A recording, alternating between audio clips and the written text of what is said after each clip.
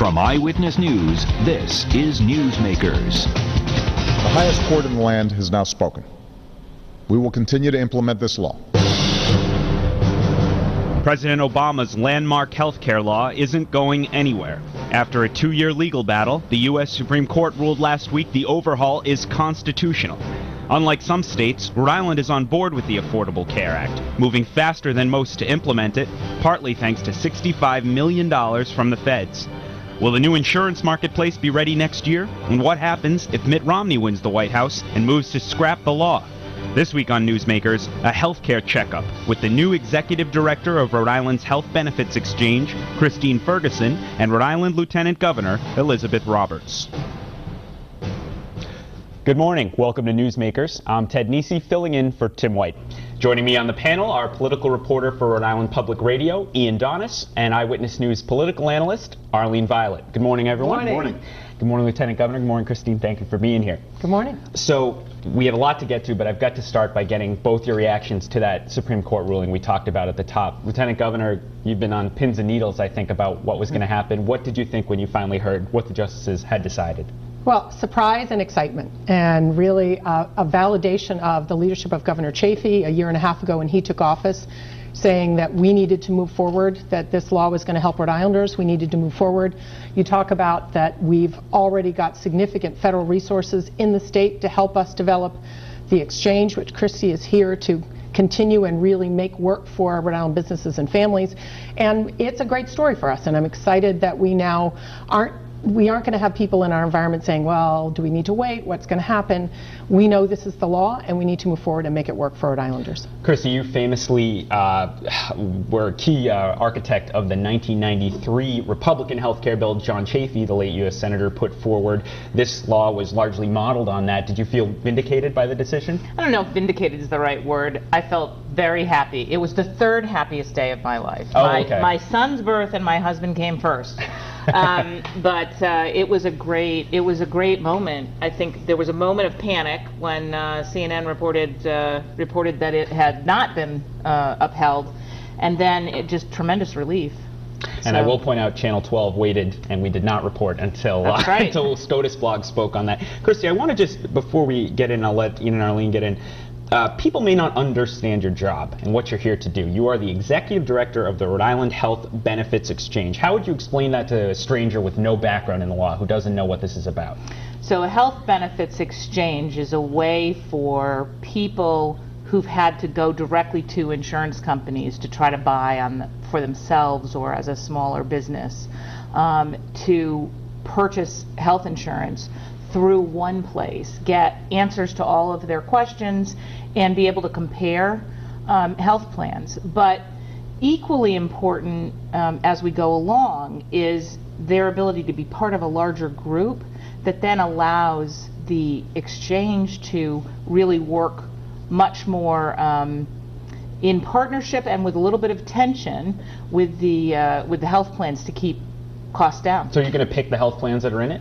Absolutely. There will be a qualified health plan requirement. So health plans that get in will have to meet certain requirements, and that will be part of a negotiation and discussion. But if I want to add a little bit. If you look at Massachusetts, where their connector is an exchange that's been in existence for 6 years now, they actually have more insurers selling on their exchange than they had selling in their private market before health reform passed in Massachusetts. So this is an opportunity for Rhode Islanders, and I think it will give them more choice. It won't limit their choice. They'll be able to make an informed purchase with more choice. As we know, Lieutenant Governor, most jobs in Rhode Island are provided by small businesses. I think it's probably safe to assume there's a lot of uncertainty out there among small business owners about how this healthcare reform will affect the cost of insuring employees. So will this reform increase costs for small businesses in insuring employees, and if so, under what circumstances? So we've been working closely with small businesses throughout this whole process, and when Governor Chafee appointed the commission, a number of small businesses were appointed. We've worked with the Rhode Island Business Group on Health, and we have a lot of public meetings going on right now with small businesses helping us deal with some of those issues. We need to offer some lower cost options, but certainly we need to offer predictability for those, because businesses need to have choices, and the exchange is going to offer them something which they have now with some difficulty and will have even more, which is a tax credit that will help them cover the cost of health insurance. With respect, So I'm not there's really gonna be a hearing lot an of- answer to my question about whether this will increase the cost of health care for small businesses. It should not increase the cost, if anything, and Christy can talk more about the way that we're going to purchase insurance. Those costs have been going up dramatically over the last decade. We will now, through the exchange, have an opportunity to really help design insurance for small businesses that are going to help manage those costs. But we had a problem before health reform. Health reform gives us some tools to help solve that problem, which we didn't have before. Christy, how we do it will tell us how much money we can save Christy, for small how will business. average people be affected in Rhode Island by the health care reform, and what about people who already have health insurance? So one of the things that the governor asked of me when he asked me to take on this role was, number one, to focus on small business, focus on price, really focus on how to make this work to the benefit of Rhode Island as a whole, small businesses and individuals in particular. And that meant price, it means quality, and it means predictability. The one thing about healthcare that I think is hard for people is that it goes up. One of the challenges is the predictability and the level of those increases, as well as the ability over time to bring down costs. And I think we will be able to bring down costs in time. Initially, the predictability will be one of the key issues. So if you're a small business, you've seen your health insurance premiums go from 22% increase one year to a 0% increase the next, and absolutely no way of predicting what that's going to look like. Christine, you ran as a Republican for Congress. You also worked in Massachusetts, Romney Care, if you will. How closely are the essential elements in Romney Care to Obamacare? Is Governor Romney telling the truth that his plan is different from Obamacare? Or is he fudging? My feeling is that Governor Romney, when he talks about it, is predominantly talking about the difference between being in Massachusetts and having a nationwide plan. I can't speak for Governor Romney. No, but you're an analyst on this. Is his program very similar to what Obama has proposed in detail? I think his program is similar to what the Republicans proposed in 1993, and the thing that I find humorous about the whole discussion is that both Democrats and Republicans have been on the opposite side of this issue at various times. Did the costs in Massachusetts go up in response to his question? So the cost in Massachusetts to some people did go up, and for some people it went lower, and for others it became a little bit more predictable over time. What about the proportionality, though? You seem to just suggest that there is going to be a ride north before things start down south. No, not so much. No, I don't know. There's not going to be a ride north. I think our goal is to keep the costs down and to keep the increases down. But again, we're partway through creating this. It's different than what is in Massachusetts because the tools that we have from the federal government are much better than what they had in Massachusetts to start. And so that's going to make a difference in how this works. Let me stick with the line of questioning Arlene's doing.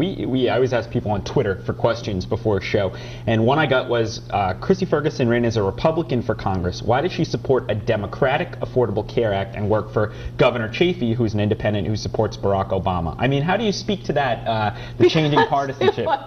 It was not. It's in 1993. It was a Republican bill. So I mean, I don't feel like this is an anti-Republican or anti-Democrat proposal. It's a personal responsibility proposal. I mean, it's been called socialism. I mean, it's discussed as this wild-eyed liberal agenda that's been put in place, and yet the way you're talking about it is it looks very, very similar to something that Bob Dole was co-sponsoring. I think very often what happens is that everybody gets caught up in the heat of the moment, and our job, and I think what the governor has been quite clear with me about, is that the goal here is to implement and execute and not get distracted by the politics. And I think one of the reasons we have been successful in different areas of health reform over the last 20 years is it has largely not been a partisan issue here. We've had Republican governors, Democratic governors leading this effort. We now have an independent governor doing that as well. In the legislature, you see a lot of bipartisan approaches. You've got a Republican mayor in Scott Avedisian who's been very active. We have not made this a partisan divisive issue here. And it's one reason we've got small business at the table. You know, there are other areas where this divide can happen. In healthcare, we've been really keeping people focused, putting their different opinions on the table, and therefore trying to work forward, which is, from my opinion, the way you should get the best solution. Healthcare-related entitlement programs are driving the growth in the federal budget. How do you answer critics who say that this country really can't afford to launch into another big entitlement program? Well, I think what's important here is that this is really about shared commitment. So a lot of the dollars that are flowing into this program are going to be private dollars. In Massachusetts, a lot of people went back on their employer's health insurance. They didn't all go on to Medicaid, for example.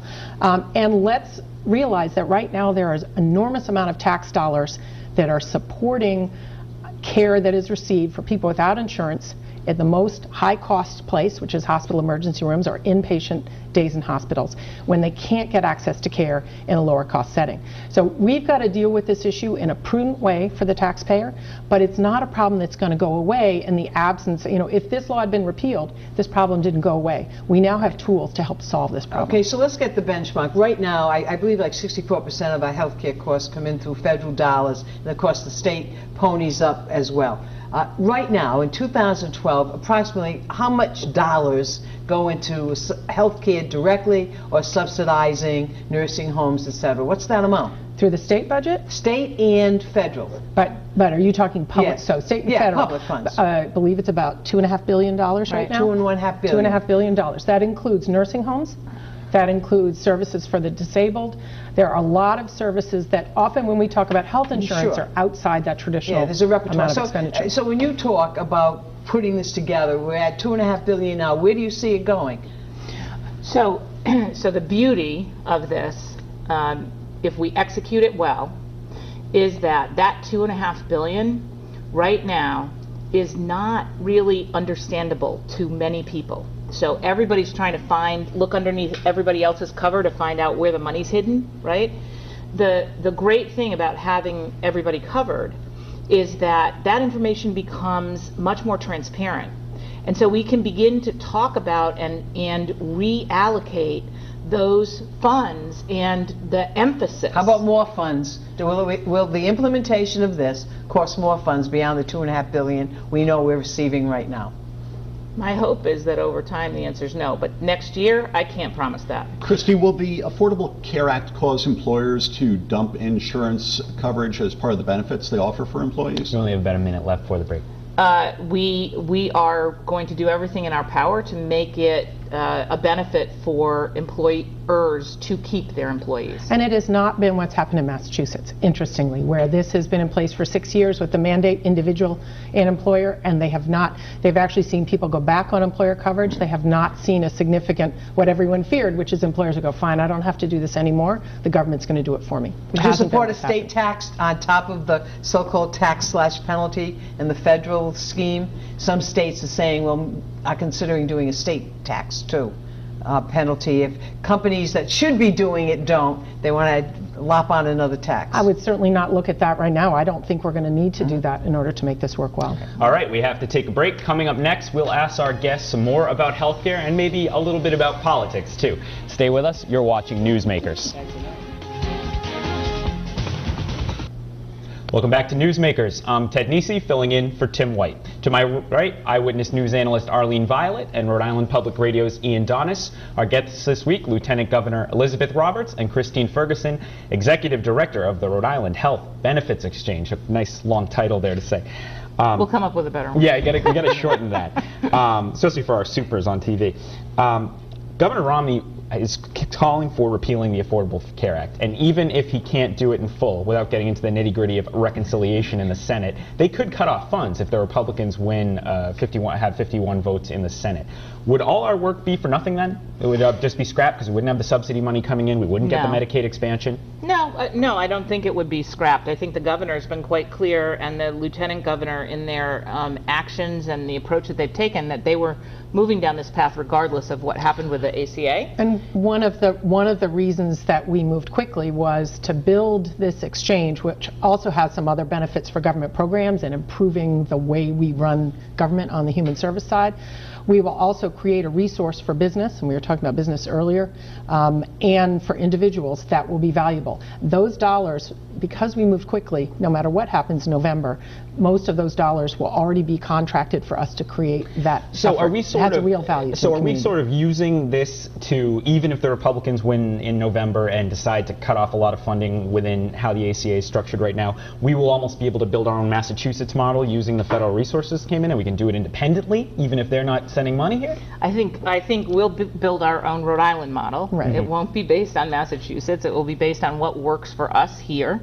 The governor really wants to see us move forward to help look at municipalities, look at state, look at small businesses, really look at what the possibilities are and what the realities are. So I think that regardless, we will move forward. Lieutenant Governor, we know you're an unabashed health policy wonk, but you're also a Democrat and a political person. Does it concern you that President Obama hasn't been more effective in building support for the Affordable Care Act, which remains very polarizing across the country? Well, throughout the country, what we need to do more of, what we have started doing in Rhode Island and need to do more of, which is talk about what this law has already done for Rhode Islanders and for the president, people throughout the country. So almost, I think, close to $9 million back in seniors' pockets for prescription drug assistance. But the president's been in office since 2009. Why is this remain such a polarizing issue if it's a good program? Well, because I think we haven't, and we need to work at communicating what this law really does for people. And as you said, a lot of us are wonks, and the wonky part is not the part that people can understand in their daily life. They can definitely understand if their 24-year-old child who has 2 jobs but no health insurance can be on their family coverage, or if their mother who has catastrophic prescription drug costs can get that paid for through the Affordable Care Act. And for the small businesses in Rhode Island that have a third of their cost of their health insurance paid for through a tax credit. Those are things that are helping lots of people in Rhode Island right now. Yeah, see, and that's what all they of us should need have to talk done. about That's what that. they should have done. All You of just us did need it. to talk about that. Lieutenant Governor, Governor Kucheri and his request for the waiver for 5 years, purportedly saving $1.3 billion. And just to be clear with people, that's a waiver on our Medicaid rules, which is the low income. Is it $1.3 billion? Is that inflated like the Litwin study says? Did he do the right thing, and do you think he did the right thing? And should it be extended? Right now, I know they've been looking at that number. I'm guessing because of the economy and the state budget, the savings won't be at that level because the spending wasn't at the level anticipated. But the waiver has some opportunities for us if done prudently because it gives us flexibility at the state level. So you give him credit for implementing that? I had some concerns about it, and I think there are some ways we haven't maximized the opportunity. But I think particularly in long-term care, I give him some credit because we've really moved toward balancing that system. Christine? I think you definitely credit for going forward with the idea. The execution that the governor and Steve Constantino have pushed forward with now, I think is moving us in the right direction. Christy, as we've heard, you've been involved in building support for this kind of program going back to the 90s. How do you respond to critics who say that requiring people to buy insurance gives too much power to the federal government? The thing that's hard for me about this is we would never suggest that somebody who gets hit by a car in the middle of the road should not have an ambulance taken to the emergency room or the hospital and treated properly, right? The issue is, at what point do we say to doctors and hospitals and all nurses that they shouldn't be paid, they should do that for free? I think that that's not fair. And so at some point you have to take some responsibility for your own health and the own possibilities that you might be in an accident and need help, and pay for some element of that. And right now it's estimated that about $1,000 a year on the cost of family coverage that people pay for, and certainly employers pay for, is to pay for services to the uninsured. How do we reprogram those dollars much more appropriately? You know, mandates, we talk a lot about the individual insurance mandate, but there are other mandates. State law mandates a lot of different health services that must be provided under all health insurance policies in Rhode Island. And that does raise costs because it means they have to bake that into every policy. As the General Assembly looks forward to this, do you think they should consider maybe looking at exempting some of those mandates, having less expensive policies? What would you advise on that? Well, I think that the General Assembly, the governor, the lieutenant governor, they've all been looking at these issues. And I think that they all need to be, everything needs to be on the table in terms of that conversation. But I also think that this is a fantastic time in healthcare. You have leadership in the state, a new CEO at Blue Cross, new CEO at Care New England and Lifespan, people who are really starting to look at things differently. And I think that some of the issues that required the mandating of certain benefits in the past may start to wane a little bit because people are really thinking about looking at the patient holistically and what makes sense and what kind of disease management, what kind of chronic disease approaches can you take, what kind of wellness approaches can you take. And I think that there's a whole different way of looking at this that is going to start to come out in the next couple of years. And it's really important to realize that the mandates are set in law by the legislature. So this will be a discussion that happens on in the legislature. I think you're going to see conversations at the exchange board level. We've got a whole public set of dialogues right now around what an essential health benefit is, which is required under this law. We've got members of the public participating in that to really talk about mandates, their value to the community, and what's the flexibility and innovation that we're going to support in our health insurance market. Here's a little pivot right here, Lieutenant Governor. Do you think that the next Democratic candidate for governor should be a woman? I certainly hope and expect we will have a Democratic candidate for governor who is a woman. Well, could it be you? That is very unlikely. Could it be Gina Raimondo? I think what's exciting, I think you're going to have men and women running, and I think it's no longer. Men always run. And hopefully it's not going to be a big news story. That it's going to be expected that we have more and more women running for prominent positions in the state. What will you do if independent Lincoln Chafee runs against Democrat, your party, Gina Raimondo? I will solve that problem when it confronts me. You're still right now, I am really committed to this effort, and one of the best things about my term, and this, as you know, has been one of my goals throughout my career, is that implementation of the exchange, which is one of the big building blocks of health reform, January 1, 2015. I leave office, I should check the date, probably January 3rd, 2015. Yeah. We're not letting you out early. This is my big commitment. And we won't let you off the hook. Another pivot, there are two major hospital groups in Rhode Island, as Christy said, and a number of struggling independent hospitals. Is Rhode Island past the point where independent hospitals can survive on their own?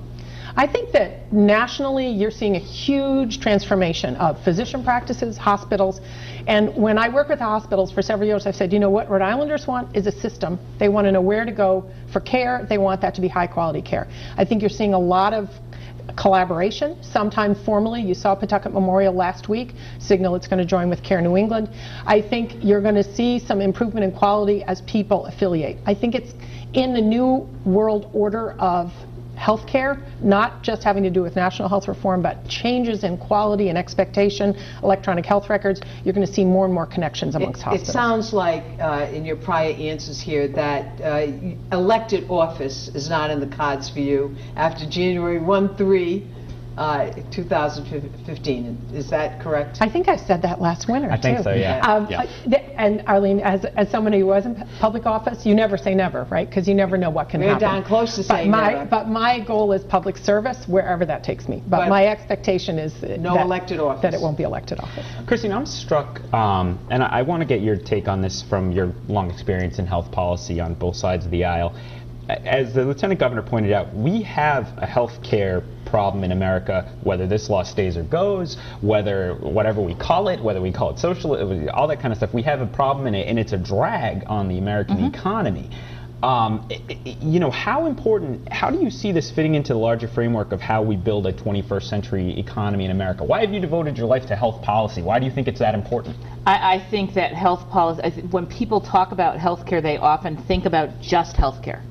but it's a business issue, it's a productivity issue, it's a population issue. It affects every single one of our lives. Anytime someone in our family gets sick, it really affects our ability to function well in the world. And because of that, I think it's been fascinating for me to watch businesses really work on and see them now integrating their healthcare with their employee programs, because they know that if you have 66% of the population with some kind of obesity and other kinds of chronic diseases, for example, that affects productivity. It affects their ability to do a good job from a business perspective. And they're beginning to really, it affects safety on oil rigs, right? Things that you would never think about in terms of healthcare are fundamentally healthcare issues. And that's why it's such a fascinating thing, and we have such an amazing opportunity in this state because of our size, because of new leadership all across the state, because of a legislature that, while it has conflict, is also able to, at the end of the day, because they have to balance their budget, because the governor has to balance the budget, they come together at the end of the year, they make decisions. We might not always like all of their decisions, but they make them and they move forward.